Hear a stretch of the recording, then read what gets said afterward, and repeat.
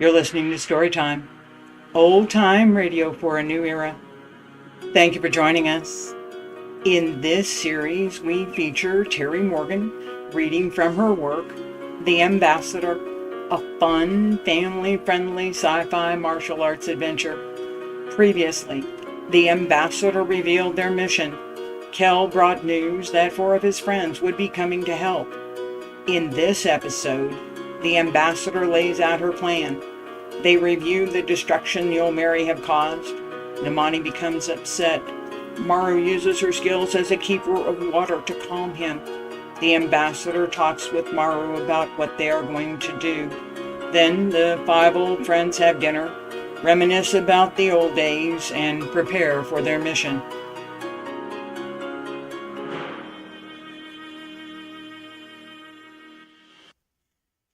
This episode brings together the ambassador's present, past, and future.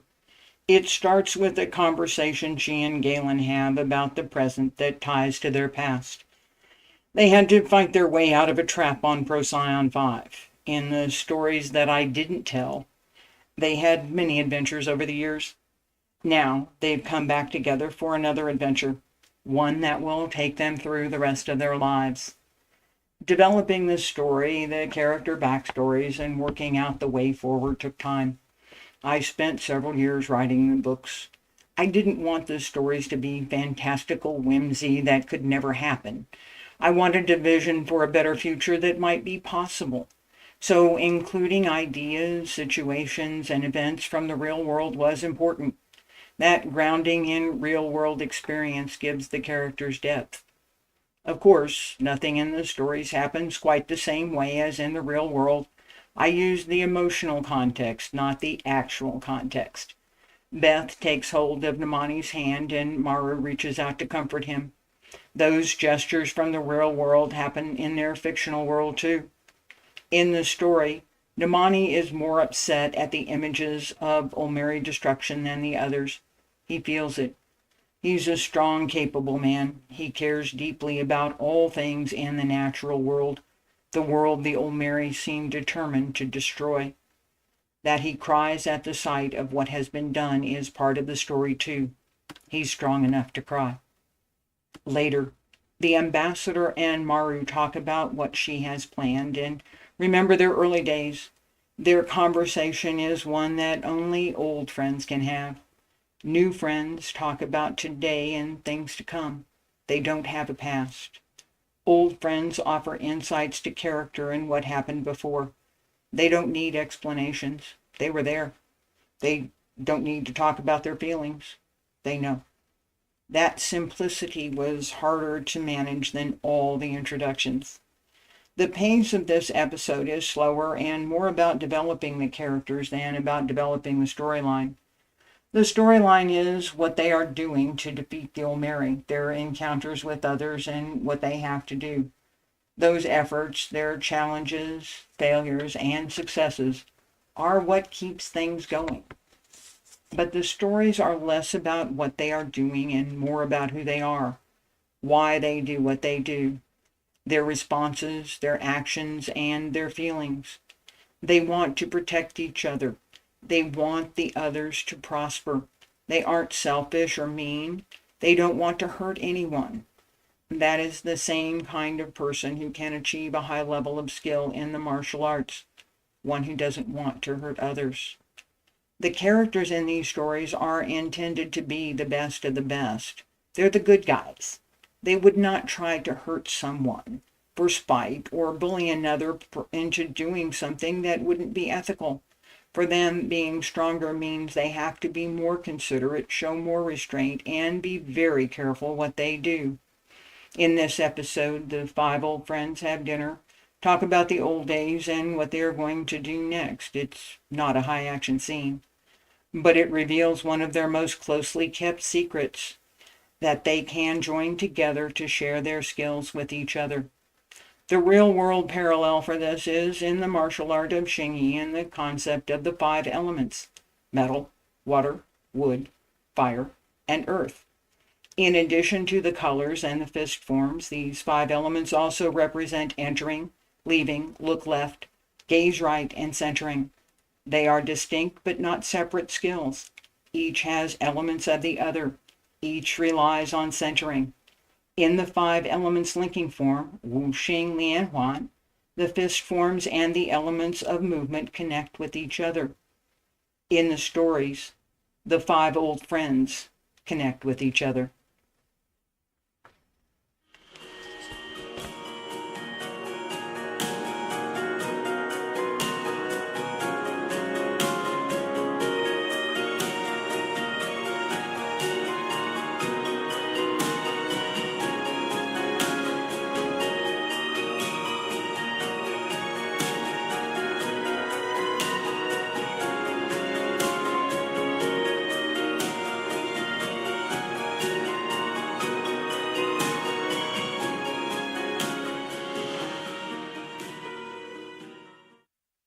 Now, continuing with the ambassador, Chapter 6, Souvenirs.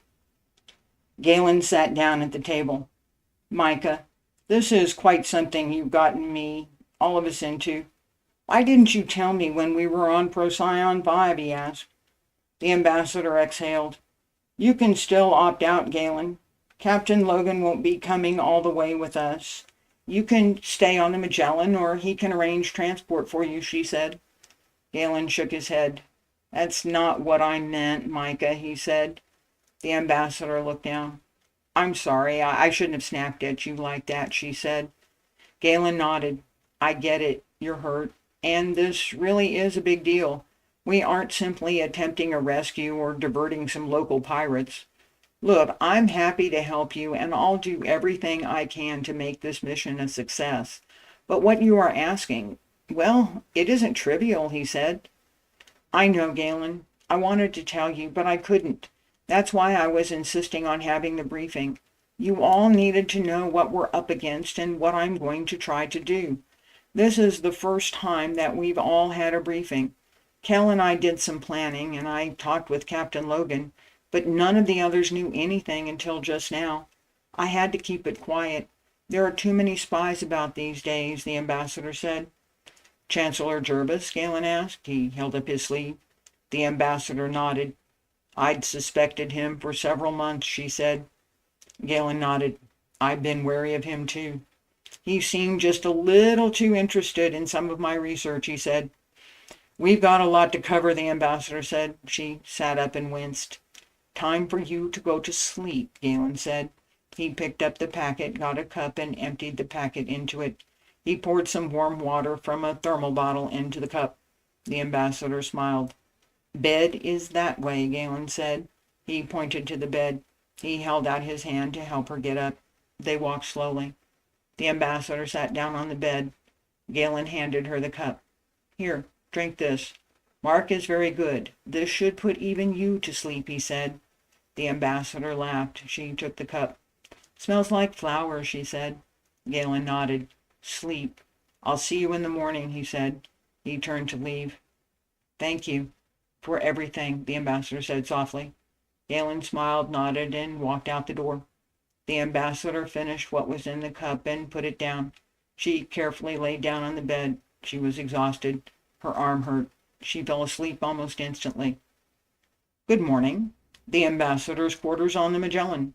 The ambassador was sleeping.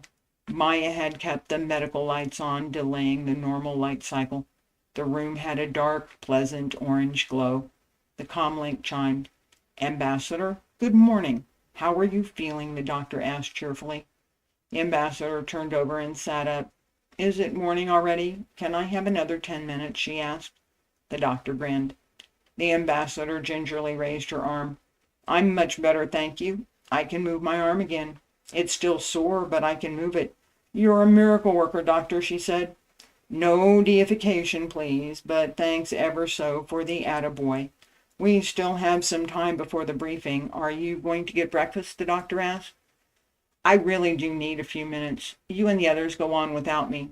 I will see you in the briefing, the ambassador said. Okay, see you there, the doctor said.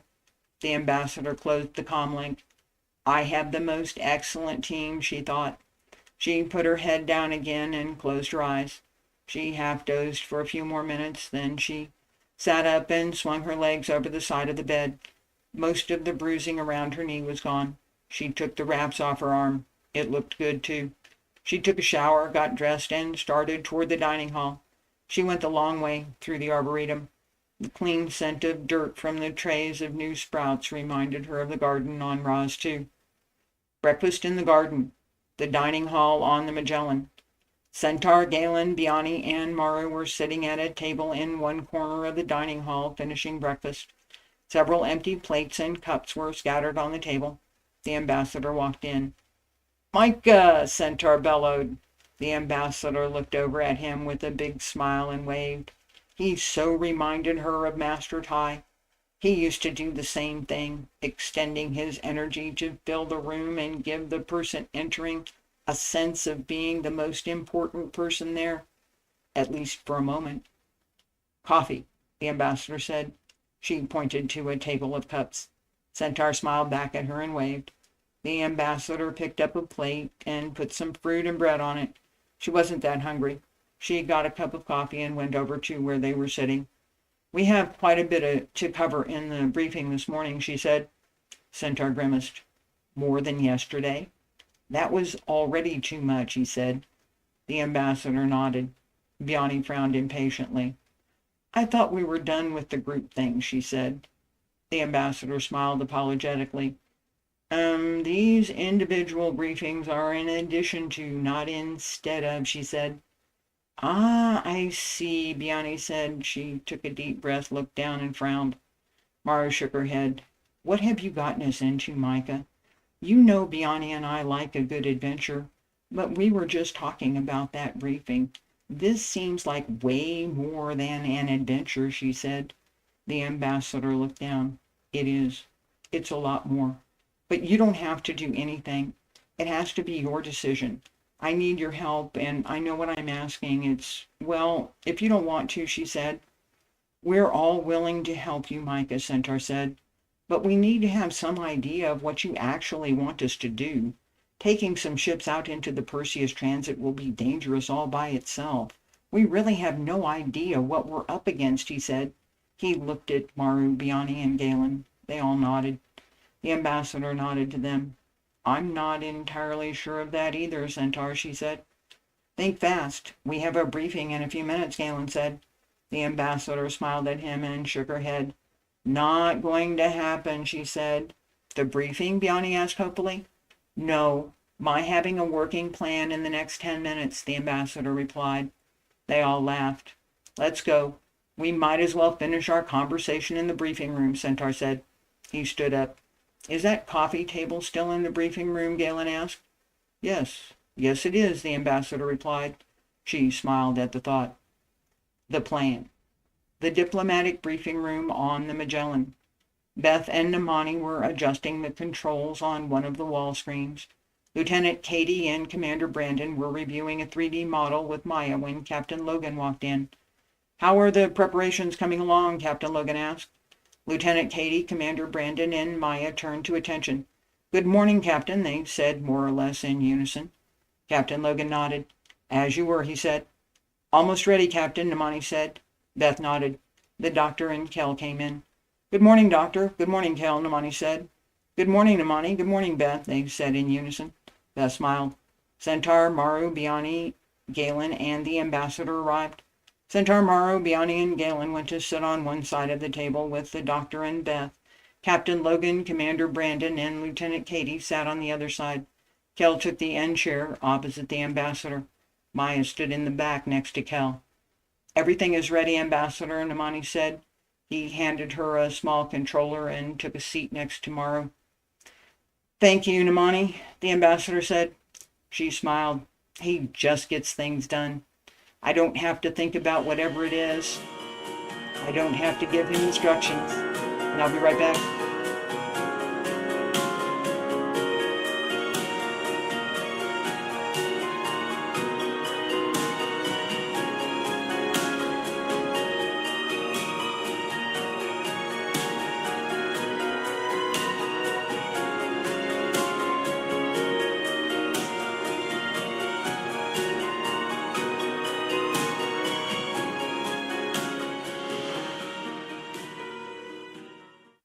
He just gets it done perfectly, impeccably.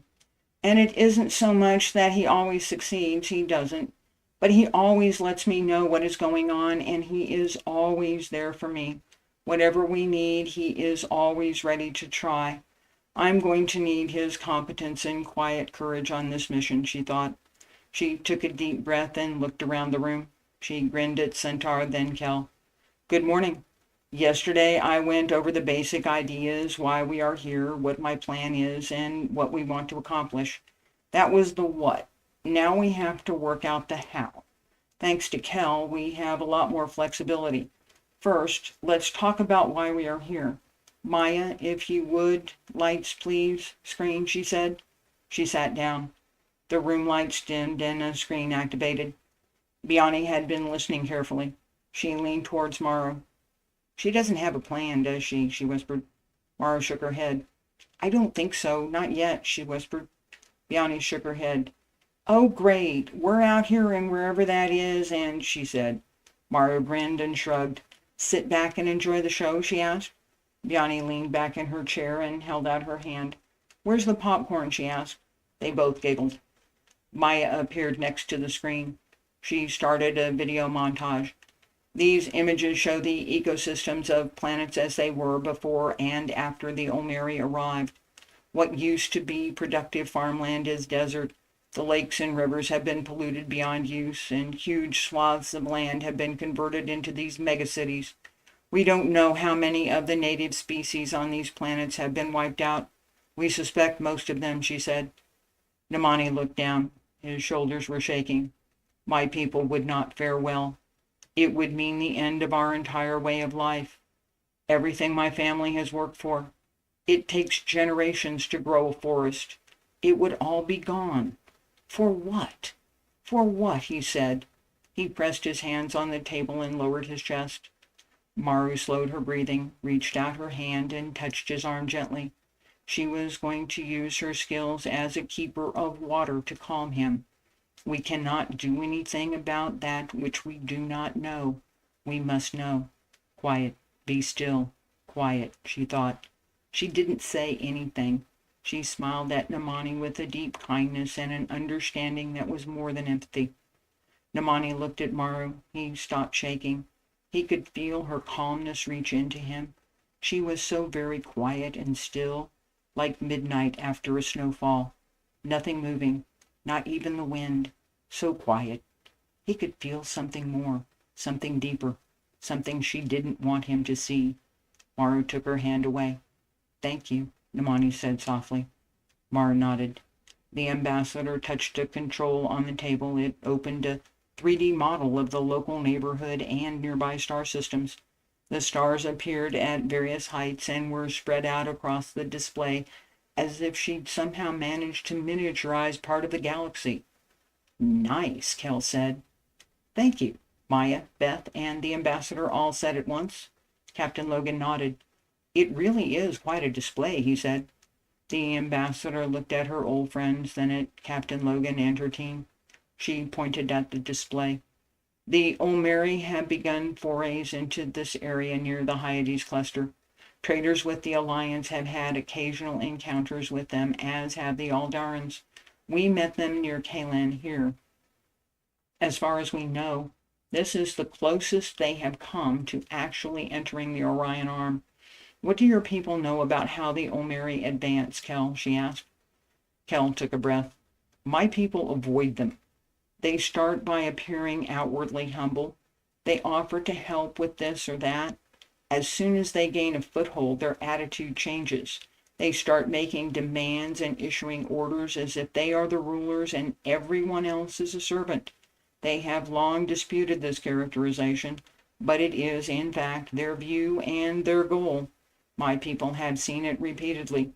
Up to now, they've mostly left us alone. We have not seen them be this aggressive before. They seem to be skipping the outwardly humble phase and going straight to the we are here to rule you phase, he said. Beth nodded. The Alliance is getting the same information from our traders.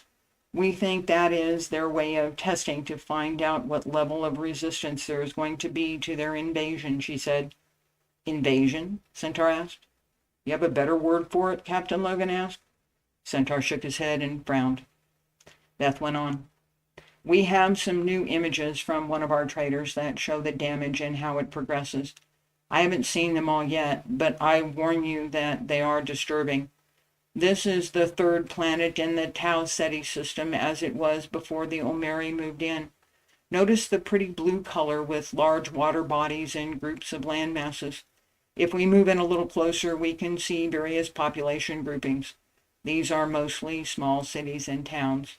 We don't see much technological development. Next, we see images taken by the same trader 3 years after the Olmeri moved in. Notice the color of the water. It's almost black. We can barely distinguish the water from the land masses. As you can see, the planet now has almost no organic life, she said. She turned her head away. Her hands were shaking. The ambassador walked over and put her arm around Beth's shoulder. Shush. Calm yourself. We have to know. We can't look away. It hurts. I know, she said. She patted Beth on the back gently.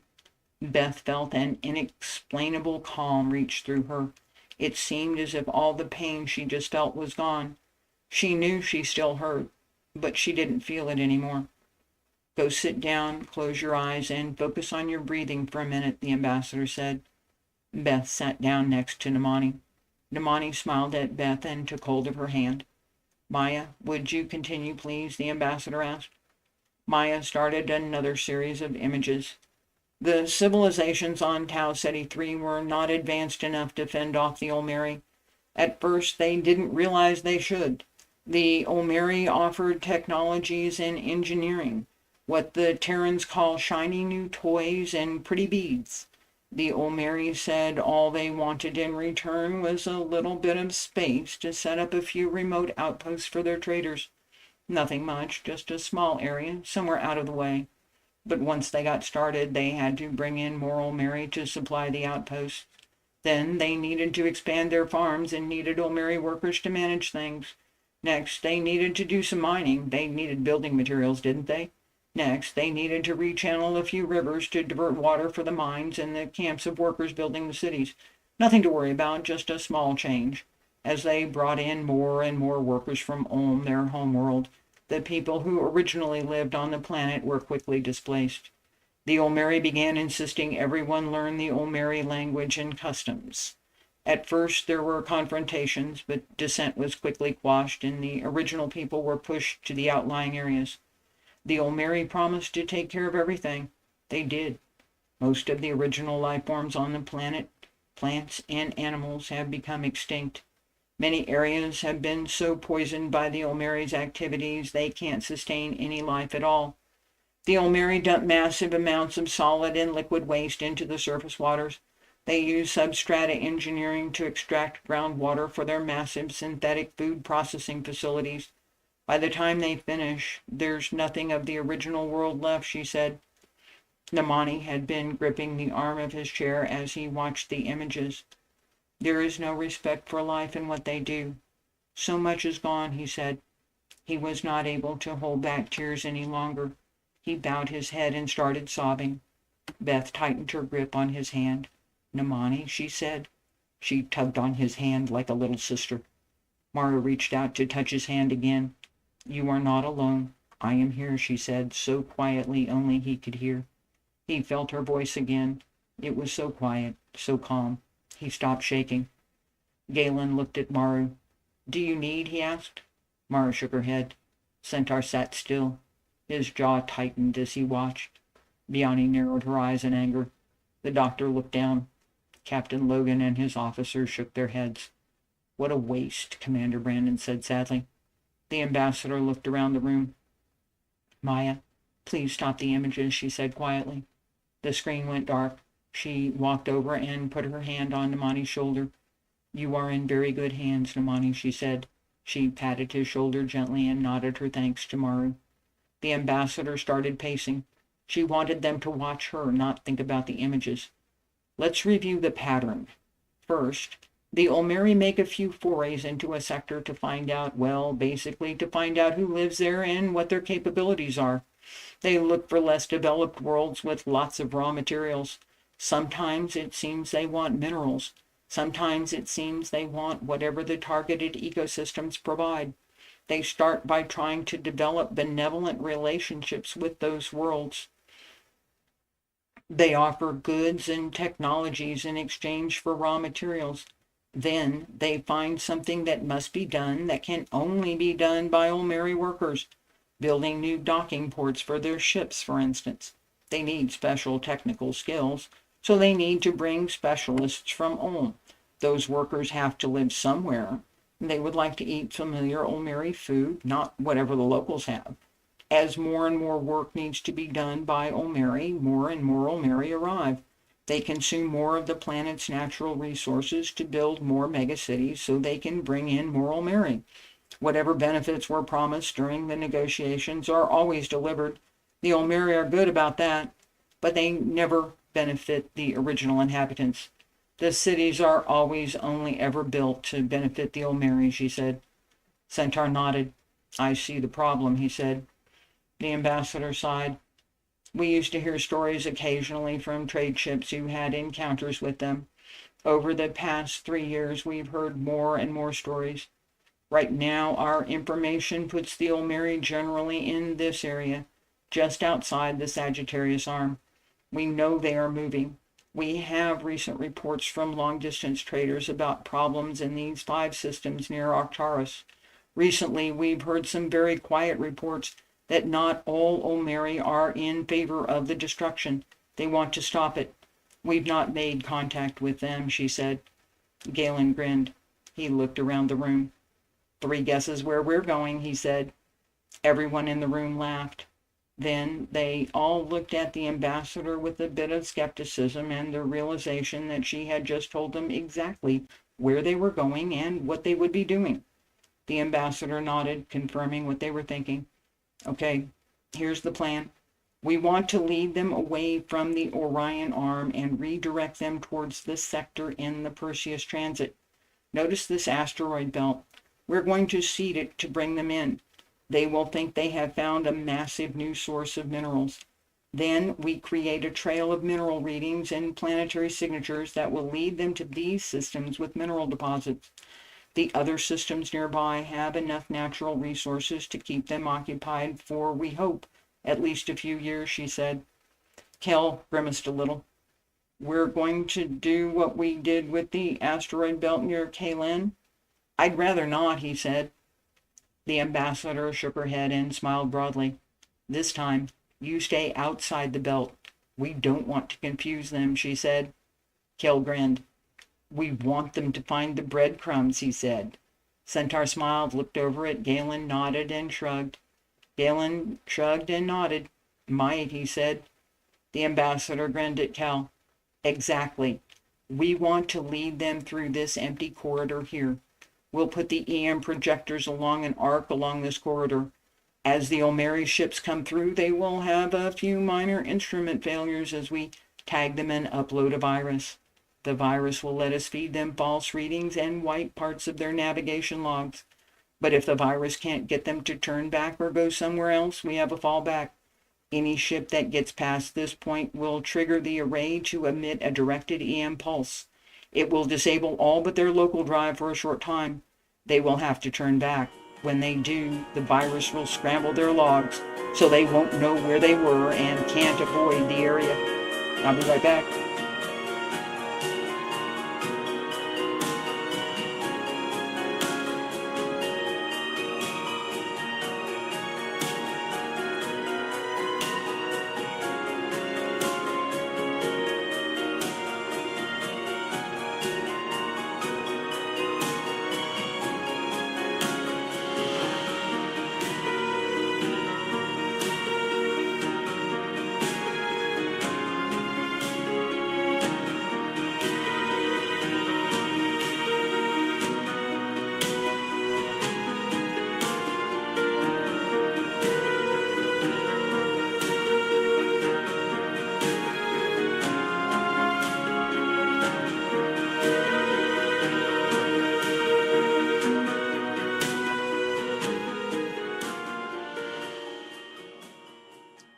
Kell smiled. He'd written that part of the virus. We know they will figure it out eventually, the ambassador continued. We're counting on having seeded enough worlds that they will call for more Olmeri and be so distracted by the wealth they are going to have that they don't notice it's not real until it's too late. We're hoping it will be at least a year before they figure out what's going on. By blocking these corridors here, here, and here, we cut off the most direct routes to the Orion Arm and to the Central Alliance systems. We would like them to bypass the Orion Arm entirely, she said. Captain Logan looked closely at the pattern she was setting up. He nodded. It could work, he said. The ambassador stood taller.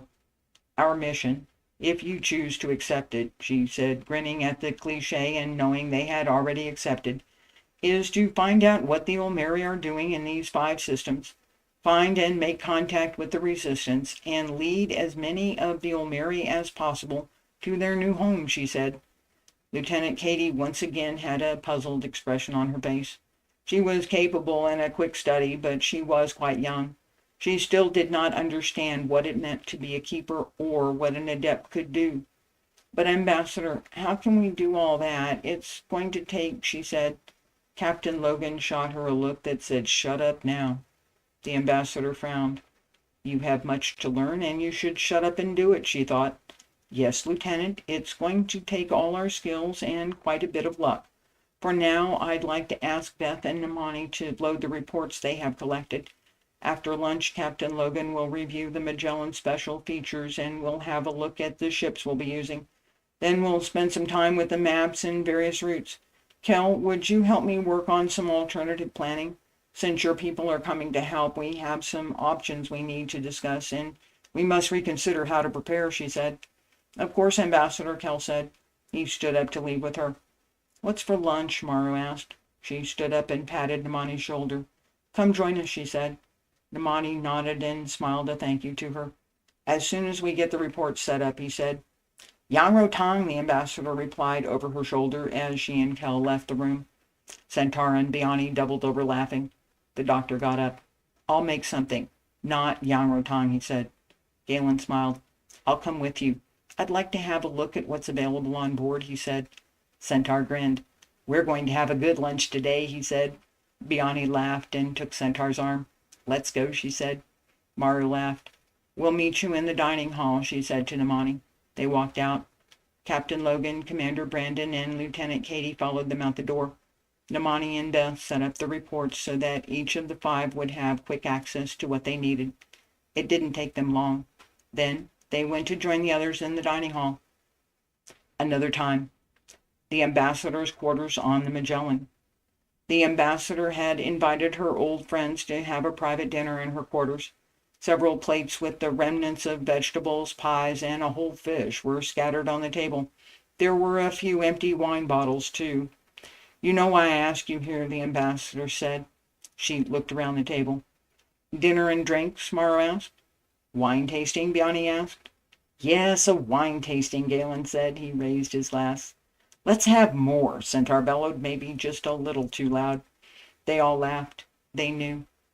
We have something to do, the ambassador said, beginning the invocation. It will take all of us, Maru joined in, and all our skills, Biani finished. We do not know what we must do, Galen said. We must succeed, Centaur said, completing the refrain. Micah, we have not tried to do anything like this in many, many years, and I'm not particularly fond of it, he said. Biani looked at Maru, then at Centaur. We do it all the time. It's not that intrusive, and it can be extremely helpful, she said. I'm good with the helpful part. It's the intrusive part I don't like, Centaur said. Maru smiled. I don't know what Biani is thinking specifically. It's more a sense of what kind of thoughts, what kind of feelings she's having. If she's in trouble, I know it instantly, she said. But it would be all of us, Centaur said. Well, yes, that's the point, Biani said. We haven't done this since training, Centaur said. I know. There will be a lot to sort through, the ambassador said. Galen nodded. It's the best way, Centaur. We won't know what we will need until we get there. At least, if we have to, we can draw on all our skills, he said. Not ideal, Centaur said. You think? Biani quipped. You have a better idea? Maru asked. Whatever we are going to do will be risky, Galen pointed out. No, really? The ambassador asked. That's my point, Centaur said.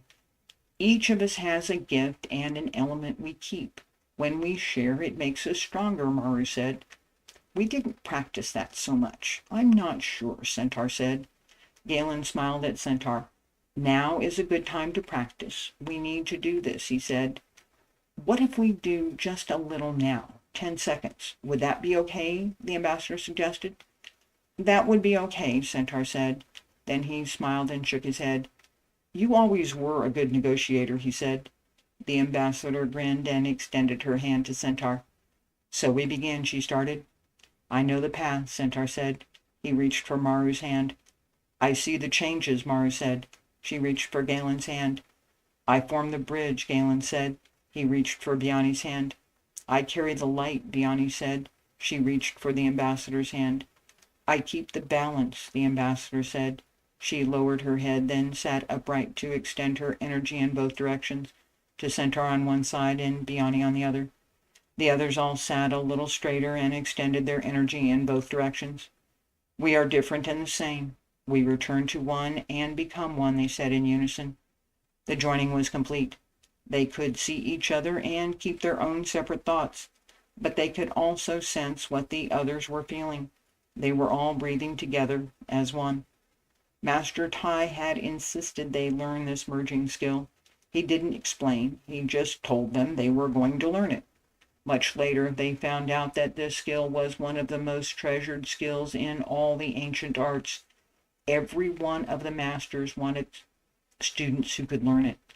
The problem was finding 5 students who could form the group.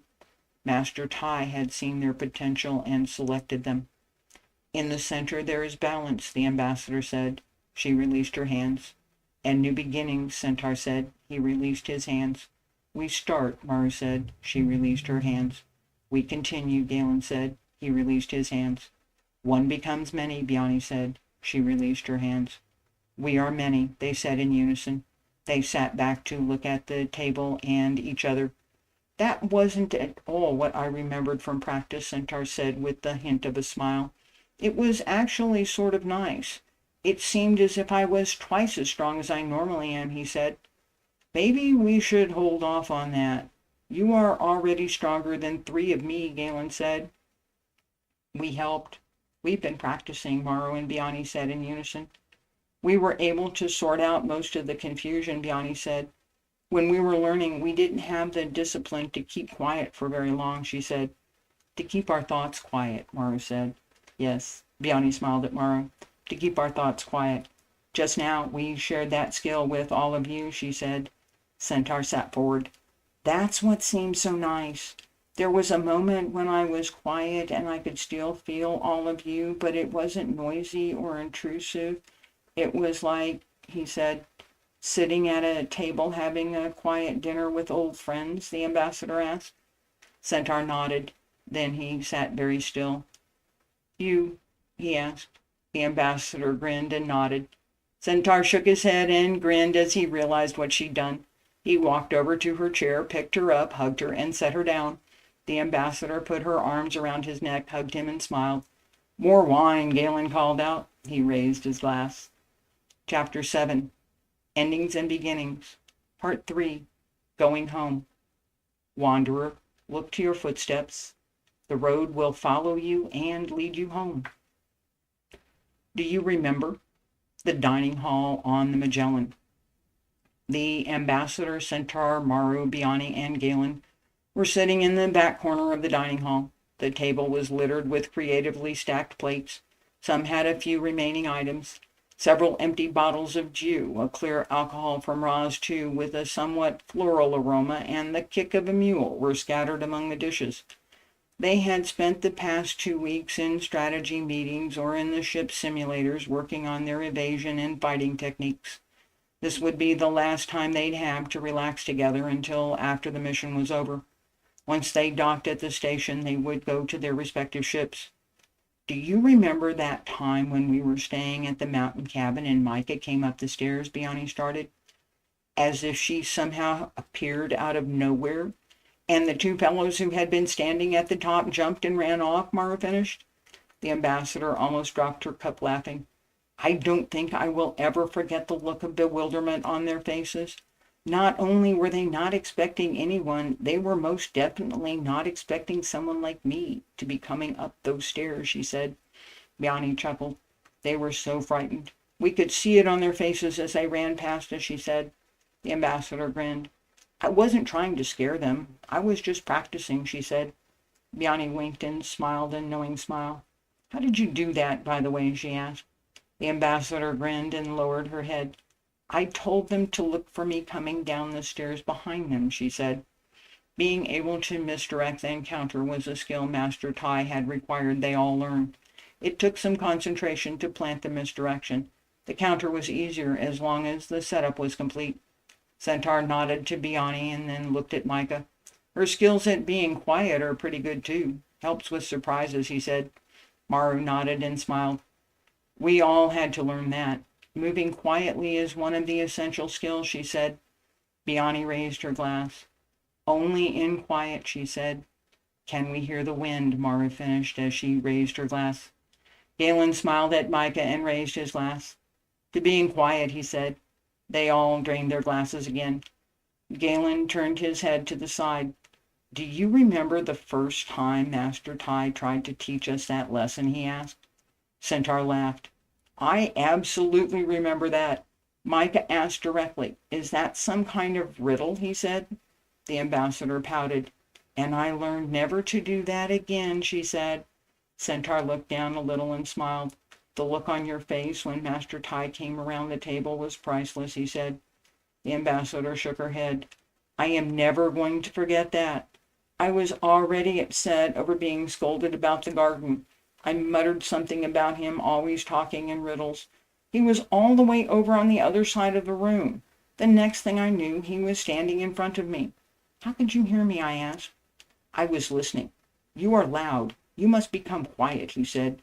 Took me a full year of practice to understand what he was talking about, she said. Only one? Biani asked, grinning. How long did he make you clean the pigeon coops? Maru asked. The ambassador looked down, frowned, shook her head, then smiled a little. 3 months. And every day he came to make sure I did a good job, she said. Centaur nodded. He is still a taskmaster. He insists on perfection, and if it's not right, he said. Do it again, Galen, Micah, Maru, and Biani shouted all together. It was Master Tai's favorite phrase and his answer for everything. Galen stood, picked up one of the bottles of Jew, and poured for everyone. Cheers to Master Tai, he said, raising his glass. They grew quiet. Centaur smiled, stood, and raised his glass. Quiet the mind, quiet the heart. Listen to the stillness. Then we can hear others. When we can hear others, we can learn what is in their hearts, and we can choose to let them hear us or not, he said. Maru nodded to Centaur, stood, and raised her glass. From the second book of the ancients, there can be no movement without stillness. If the mind and the body are not quiet, the energy cannot flow. In the blink of an eye, we find the changes, she said. Biani also stood up and raised her glass. Within stillness, movement is born. When the tiger and dragon join together, the true spirit will emerge, she said. The ambassador stood and raised her glass. First, we must learn to be quiet, she said. Galen looked up, then lowered his head sadly. That took me a long time, he said. Centaur nudged Galen's shoulder. You had a lot to deal with. Give yourself credit, he said. Micah smiled sympathetically. Indeed, she said. We wouldn't be who we are otherwise, Maru said. Biani offered another toast. To who we were. Bottoms up, she said. They all drained their glasses again. These were teachings they had lived by. They had long ago become part of each of them. They weren't separate things. They were joined with who they were. I'll be right back.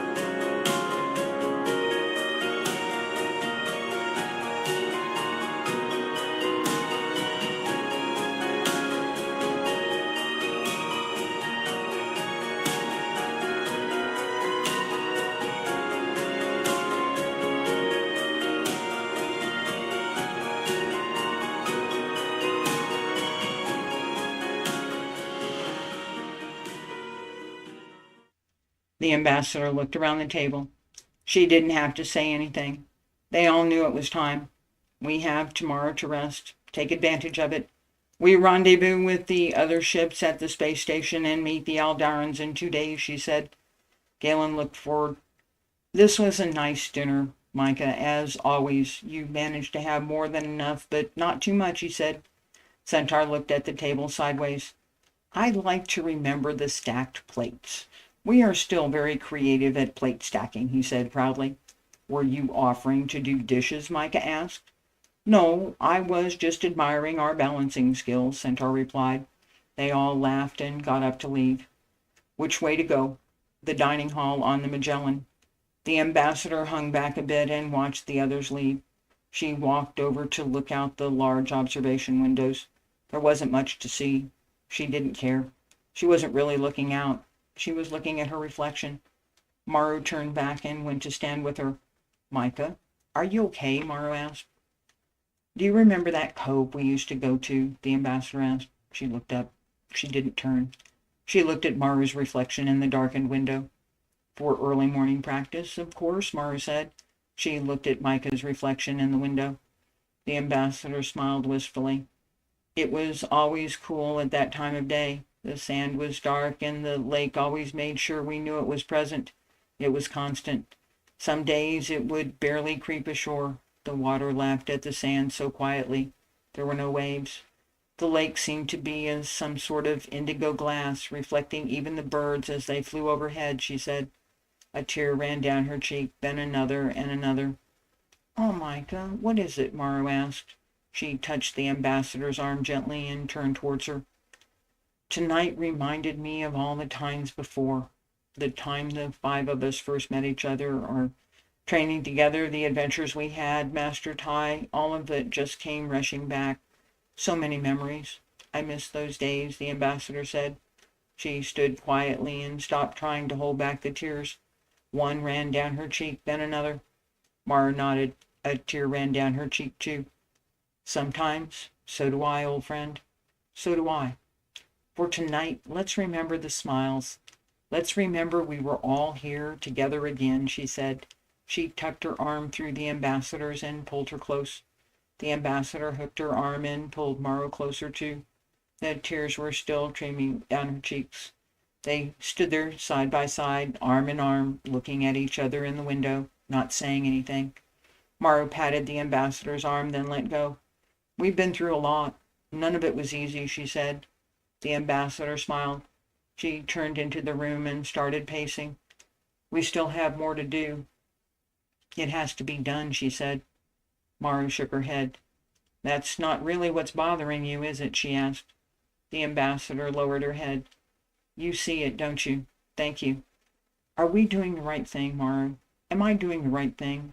What I'm asking of you, of Biani, Galen, Centaur, of my team, it's not going to be easy. We could fail, or worse, she said. Maru walked over to face Micah, put her hands on Micah's shoulders, and looked straight at her. What you are asking of us is that we be who we are. Do you honestly think that we would let you do this alone? She asked. The ambassador smiled quietly. No, you wouldn't. That's why I hesitated to ask, she said. Maru frowned and turned her head with a slight smile. Who else you going to call? She asked. The ambassador laughed. Maru smiled. That's better. We're always going to be here for each other. You have more than just the 4 of us, Micah. I can see the love and respect everyone on your team has for you. They wouldn't let you go out alone either, she said. The ambassador nodded humbly. I remind myself how grateful I am for them every day. I'm worried about what we are going to try to do. There are so many things that could go wrong, she said. Maru shook her head. What about what can go right? She asked. The ambassador started pacing again. She walked back over to the windows. I don't worry too much about that. We know what that might look like. What I'm having trouble with is the alternatives. What if this? What if that? What are the choices? She asked. Maru turned her head and rolled her eyes. I've seen your plans in more detail than I want, Micah. We've talked through I forgot how many strategies and scenarios. There aren't a lot of options, and none of them are good. We're going to go roll the dice and hope we get lucky, she said. The ambassador raised her eyebrows, pursed her lips, and narrowed her eyes. She smiled a little. We've always been lucky, she said. Maru looked up and frowned. Skill, she said. The ambassador smiled and nodded. That too, but that's the problem. If we knew what would stop them, we could figure out what skills we needed to make it work. But we don't know. We need to find a weakness, something that we can use against them, she said. Maru looked at her carefully. Your plan will also show their strengths. You know that, right? We still have to find that out too. Right now, we are standing outside. We see what they are doing. We are trying to find a way to stop them, she said. The ambassador frowned. Yes, that is true. What's your point? She asked. We are outside, Maru said. The ambassador shook her head. What do you mean? I'm not following you, she said. Maru smiled. You want to find a way to get inside, she said. The ambassador shook her head again and frowned. Well, yes, the Olmeri won't talk to us, so we can't just ask them what they are thinking or find out through conversation, she said. Maru smiled. She walked over to the windows and turned around. We are only looking at this from our point of view. We see the destruction. What did they see? She asked. I'm still not following you, the ambassador said. Maru looked out the windows again. Perspective, remember? Look inward to see what is true. Look outward to see the reflections. How did the Olmeri see what they are doing? What's their perspective? What did they think? Your plan, risky as it is, gives us a chance to find out, she said. The ambassador went over to stand next to the windows with Maru.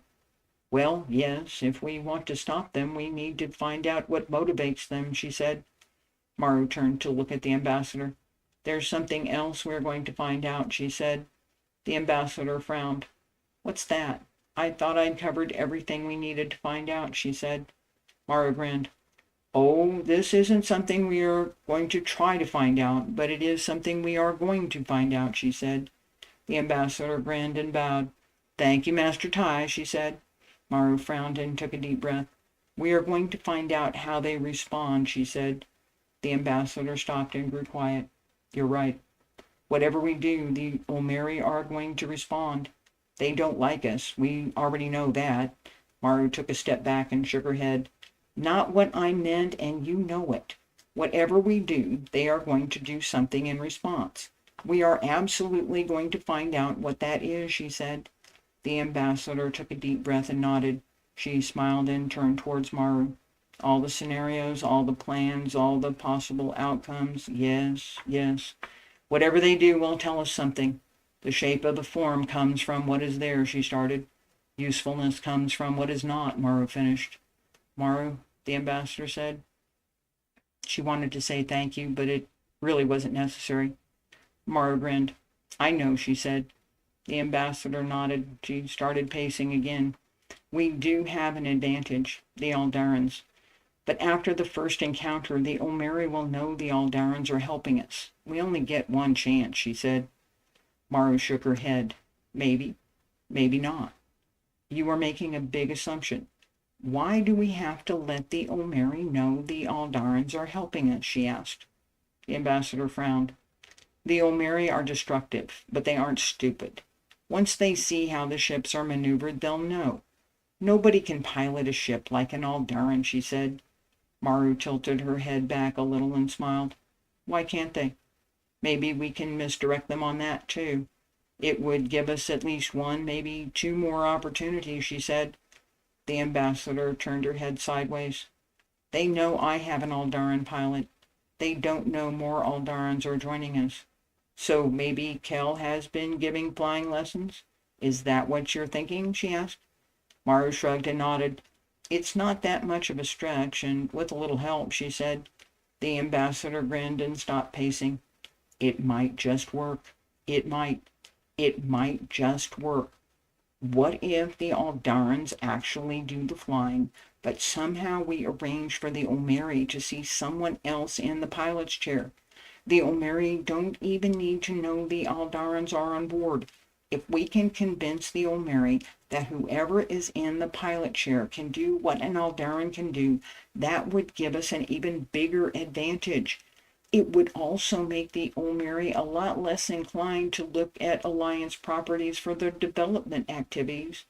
You were always so good with tactics, Maru. This is brilliant, she said.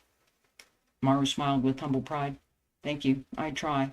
But you know what the biggest problem with that idea is, don't you? She said.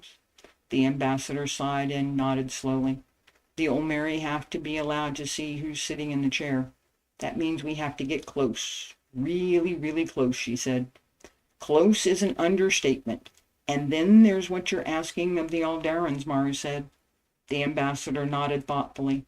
I'll speak to Kell first. Asking them to just step aside isn't something we can do. Not when we're asking them to use their piloting navigation skills to help us, she said. Don't you dare frame it like that, Maru said. The ambassador blinked. Maru shook her head. The Aldarans are helping us, really. That's not the perspective you want to present, and it's certainly not something the Aldarans should expect to do. We are not asking them to help us. We are asking them to stand with us. Big difference. We need to find a way to stop the Olmeri from coming into the local neighborhood. The Aldarans could be the key, she said. The ambassador bowed. Thank you, Master Tai. Keep reminding me, she said. Maru smiled. Every chance I get, she said. The ambassador smiled. That gives me an idea. I have something that would make our appreciation clear, she said.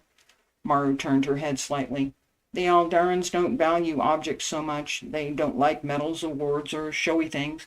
What do you have that the Aldarans would consider had that much value, she asked. Regulan star coins. I can give one to each of the pilots, the ambassador whispered. Maru's eyes got big. You have what? How did you, she asked. A private trade group I escorted to Epsilon Indy many, many years ago. I told them it was too much, but they insisted, the ambassador replied. Maru grinned. They got the deal, she asked. The ambassador smiled. Oh, yes, she said. Maru nodded. That should do it. Those coins are such a big part of Aldaran history. The early traders used to pay the Aldarans in star coins. I can't think of anything that would better show our appreciation for their help now and for their culture, she said. The ambassador took a deep breath. It seems I need to arrange a recognition ceremony for the Aldarans. I feel better now. Thanks, she said. Maru grinned. Glad I could help, she said. The ambassador grabbed her shoulders and gave her a hug.